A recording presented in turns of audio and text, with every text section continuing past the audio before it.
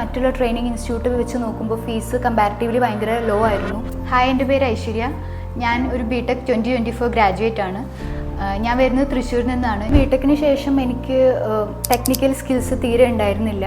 അതിനുശേഷമാണ് ടെക്നിക്കലി എനിക്ക് ഇമ്പ്രൂവ് ചെയ്യണമെന്ന് മനസ്സിലായത്.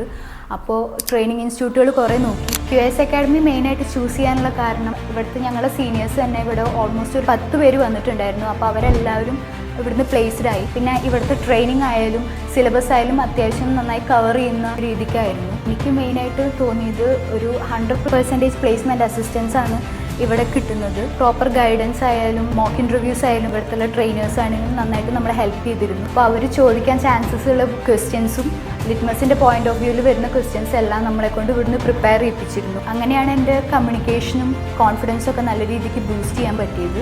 അങ്ങനെയാണ് എനിക്ക് ഈ ഇൻ്റർവ്യൂ ക്രാക്ക് ചെയ്യാൻ പറ്റിയത്. ഞാനിപ്പോൾ ലിറ്റ്മസ് 7 അസോസിയേറ്റ് എഞ്ചിനീയർ ആയിട്ട് പ്ലേസ്ഡ് ആയിരിക്കും. നിങ്ങൾ IT യിൽ കരിയർ നോക്കുന്ന ഒരാളാണെന്നുണ്ടെങ്കിൽ QS അക്കാഡമിയാണ് ഒരു ബെസ്റ്റ് ഓപ്ഷൻ.